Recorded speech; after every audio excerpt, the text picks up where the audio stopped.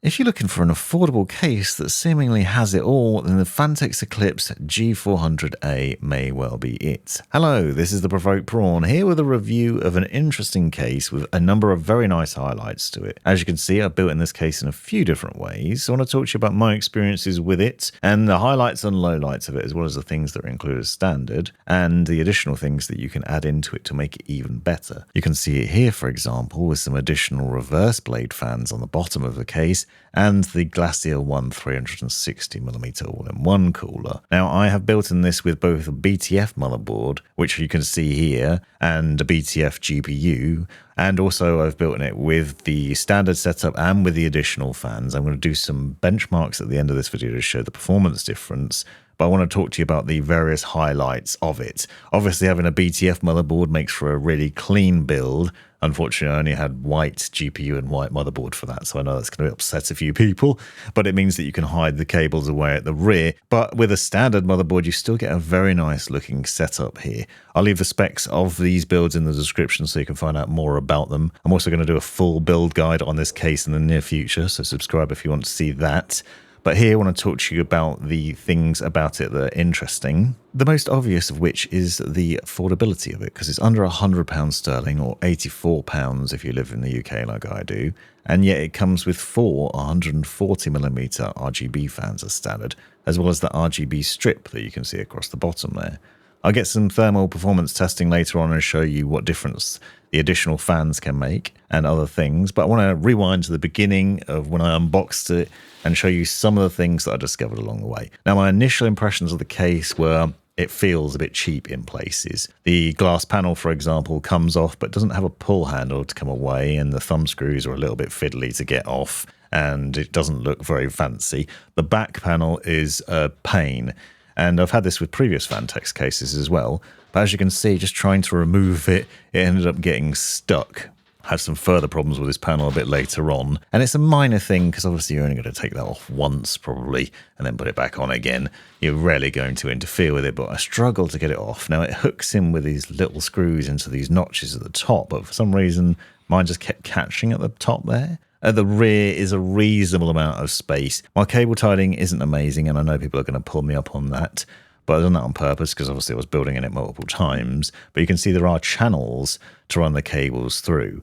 With a rear connect motherboard, it was pretty difficult to get that back door back on again once finished though. So you will want to push those cables down a bit, tidy them up, tighten them with cable ties. But even so, because of the way they protrude out the back a bit, I still found it difficult. I had to lay it flat and really push on the top and bottom of that door in order to shift it into place to be able to shut it. This seems like a minor point, but it was an annoyance for me, and I think inexperienced builders will equally have issues there. Stripped down though, you can see it has some very nice things going on. We've got some infinity mirror fans. You also have, obviously, as I've mentioned, the ability to work with AIO rear connect motherboards like BTF and Project Zero motherboards, as well as standard motherboards as well, and it will take up to an EATX motherboard. Now, these are all ATX standard size motherboards that I'm installing here. You'll notice with this Hero motherboard that I was having some issues. That rear fan gets in the way a little bit at the back there, so it's a bit of a struggle to get that in. Another thing that's a bit of a problem is the cable channeling. Now, this is very nice because obviously you can see the Velcro ties, plenty of space running your cables up, but one of the issues I've found is if you mount your motherboard and then try and put the bracket on for your all-in-one cooler, that bracketing for the cabling actually ends up getting in the way. This was blocking the area where this is trying to connect and be pushed in, and it made it very fiddly to do and quite difficult. Now, normally I'd install one of these brackets before installing the motherboard in the case, but I wanted to show how it was possible to access this from the rear, and yet it was a struggle. The other thing is it will take up to a 360mm all-in-one cooler on the top. However, equally a struggle to get in there, a bit of a fiddle, because it does sort of bosh into the front and rear fans. Now, not a major problem. Quite often the case in reasonably sized mid-tower cases like this. You just have to be careful how you're putting it in. And there was enough space still to run the cables through to the rear, so there wasn't a problem there, and it is quite flexible in that way. So it was pretty easy to install the cabling and everything. So some small complaints already and some highlights. You obviously have some flexibility there, and it's pretty easy to build in with some small downsides. Weird quirks like the dust filter for the power supply unit is at the back, which might be awkward for some. The top panel comes away quite easily here, as you can see, and you can access the top for installing the radiator. On the front, you can pull away the filtering there, and then there's a dust filter on the inside, a thin mesh one, which will make it much easier to keep that clean over time, which is very nice. A nice little feature in there. And then behind that, you can see the 340mm infinity mirror fans in there, and then the one at the rear. There's also an interesting channeling at the front with a design that's meant to pull the air through in an efficient way. So you'll see the way this is starred out at the very edges there. Pretty neat. Now, in terms of the fans and the RGB strip, nice addition there. It's surprising to see that for this amount of money. Also, the wiring of it is really easily set up for you. So if you're a new builder or just want a hassle-free build, this is great because you have basically 3 connections on here. You've got a 5-volt RGB header or a standard connector for an RGB controller, which we'll talk about in a second, and then a fan power connector. So that's all of the fans and the RGB strip with just a couple of cables connected to my motherboard, which makes life really easy. So if we take this Hero Maximus board, for example, plug into the 5-volt RGB header and chassis fan header down the bottom of the motherboard once it's all installed.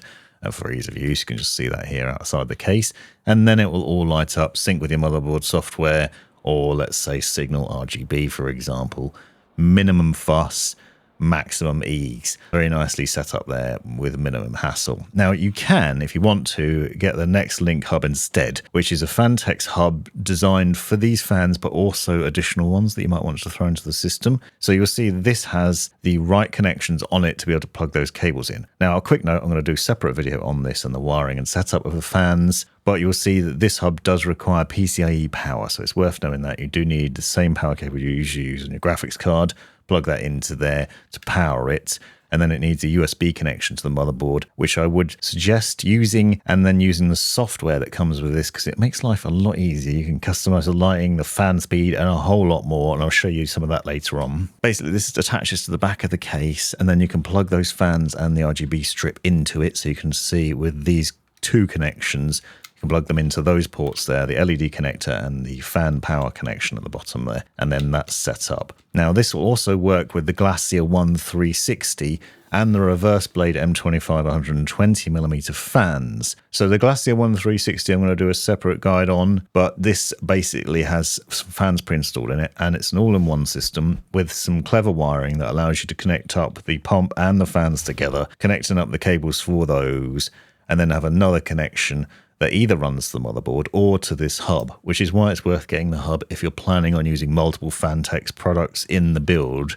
as I've done, because you could do that and then you get the M25 120 reverse blade fans. So these are reverse blade fans that will pull air from below, install them on the bottom of the case using the long screws, and this was then pulling air from underneath. Now, obviously, there are some downsides here. The power supply unit, for example, is mounted on the left-hand side, just below these fans, so they are going to be blocked a bit. However, as I'll show, it is actually worth installing extra fans down here because it does make quite a difference to the thermal performance. But these can wire into that hub as well. So now we've got the all-in-one cooler, the pump, the fans on the radiator, the fans in the case, the RGB strip, all connected up to that hub, which is then controlled with this really lightweight software where you can basically quickly and easily customize the lighting and the fan speed. And it does make quite a difference to that immediately, because when I first installed it, it was quite loud. Set it to the silent profile, much quieter, and then obviously the RGB can all be controlled in one go. You can also send those RGB profiles to the hub, so that you then don't need to run the software constantly, which is a nice touch.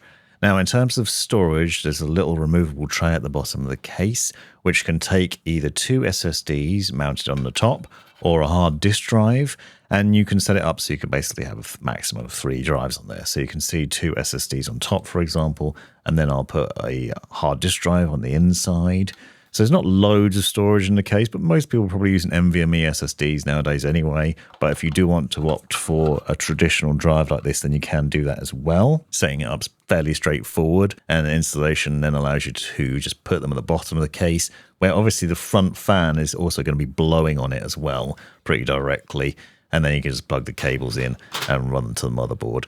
Not too much hassle there, and it's out of the way, so it's not an issue with extra cables getting in the way at the back.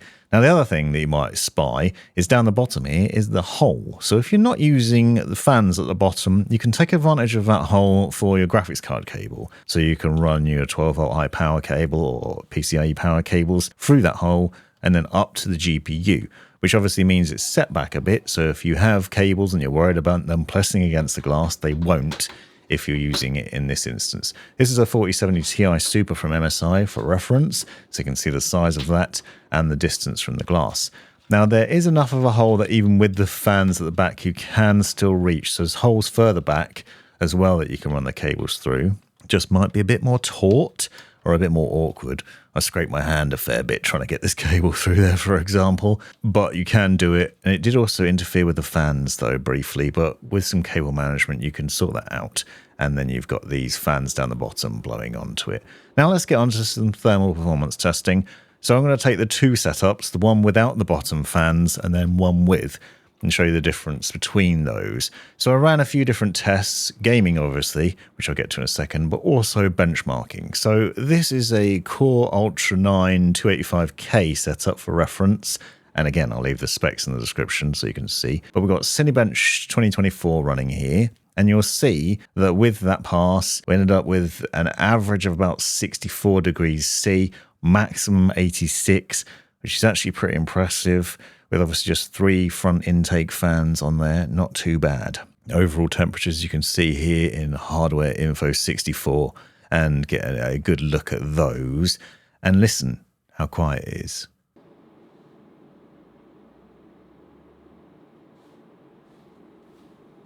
So surprisingly quiet under load when doing heavy benchmarking like this. So that was really nice. I used OCCT as well, which is another tool that you can use to put your system under pressure.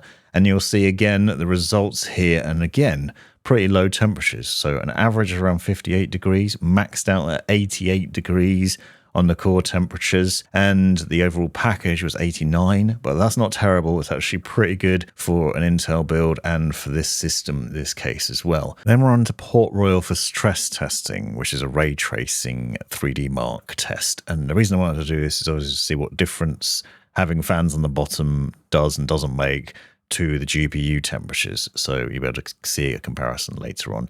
But you can see here we're looking at around 65 degrees on the GPU and about 42 degrees on the CPU. Then did Steel Nomad stress test as well. Again, these are long tests with the intention of putting a lot of load in there, and still 65 degrees on the GPU. So that's a rough idea of what you're going to get during gaming as well, which I'll get to in a second. But also I wanted to run some benchmarks within games. So Cyberpunk 2077, for example, which is obviously pretty punishing despite its age, and glorious looking. So this is 1080p display for reference, but the graphics were mostly maxed out in most of these tests because I'm trying to push it. Got a pretty decent system here with some powerful GPU and CPU setups. So I wanted to put it under good load to be able to see what the overall performance was. Now, in this instance, I'm looking at 111 FPS here, and you can see what the settings were as well. Make a note of that because you'll see we get a better result in a minute. And now we're looking at around 43 degrees average, 74 degrees maximum on the CPU when under this load doing this test. And then the GPU is 43 degrees average, 57 maximum temperature. So pretty cool under pressure there, which is good. Then I ran Forza 5 and the benchmark in that as well. Again, trying to push it, decent settings, high end, but only 1080p, which is worth referencing. And then you can see the results here. We're getting 178 FPS.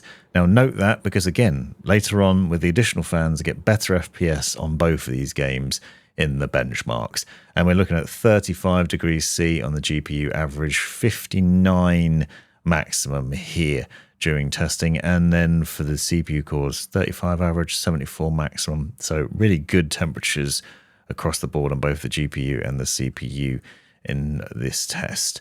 And then just straight up gaming in Cyberpunk as well, going through the desert in a tank, and wanted to see what the experience was there. Now, important note, it's very quiet during all this. The fans are set to silent, and it is nice and quiet. You'll be able to hear keyboard clicks if you listen carefully. And then you can see with that testing, we're getting 43 degrees and average of 36 on the CPU, 64 maximum. So overall a good experience for gaming as well. And then I played with Need for Speed Unbound as well, which again was cranked up. Just listen how quiet it is.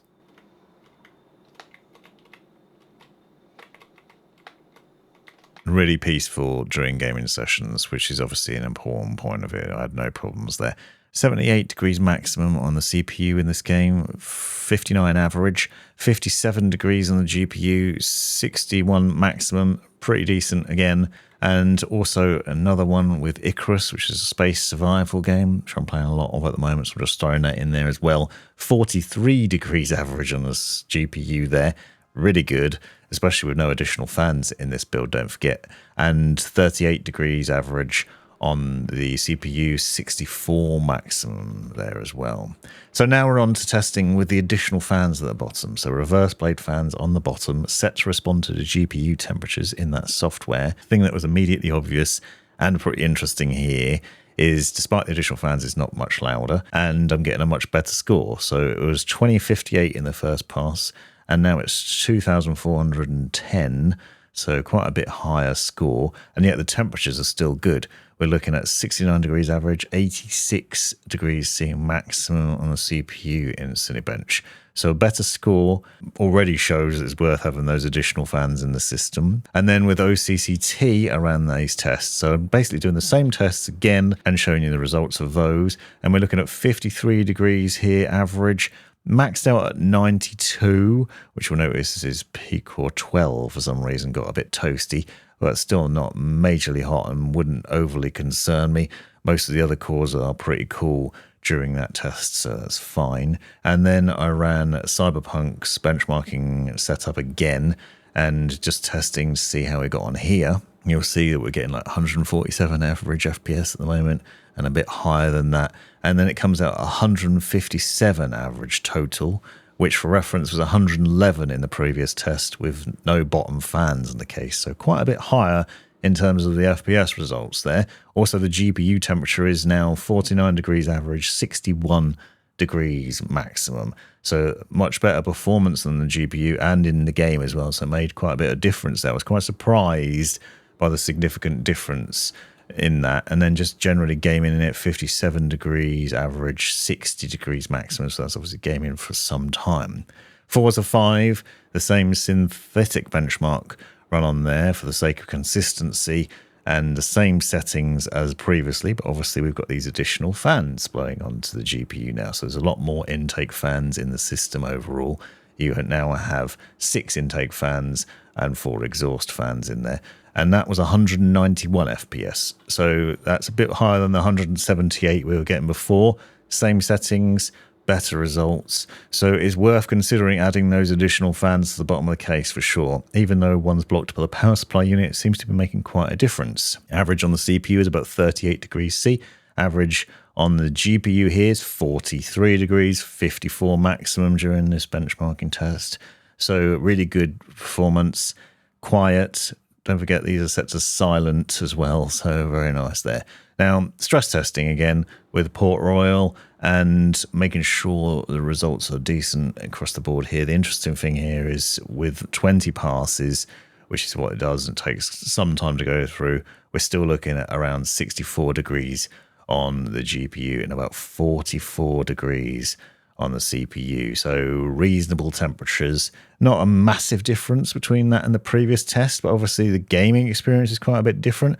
We're still Nomad, again, another stress test, heavy load for quite some time because I wanted to make sure the results were the same. And basically we found out, again, we're looking at roughly similar temperatures here. So with the synthetic benchmark tests, the temps were probably the same, but with actual real world gaming, I saw a much better experience with having those additional fans in there, and it doesn't add extra amount of noise that would be objectionable. So all told, a really good case for the money. Spend a little extra, throw in the hub and the additional fans, and you've got a really good system, I think. A little bit fiddly to build in, but the end result is a really nice looking case that plays nice and quiet and looks really nice as well. As long as you don't have to take that back door off a lot, you shouldn't have any issues with it. Hopefully you found this useful. Subscribe to see more and come back to see other content, including the build guide on it. Thanks for watching. You've made it right to the end of the video, you brilliant legend you. If you've enjoyed it, click that subscribe button, give me a thumbs up, and drop me a comment down below if you've got any questions. If you really enjoyed it, consider joining the channel and see the benefits of doing so. Check out these other videos. You might well find them interesting or useful. And most importantly, have a great life.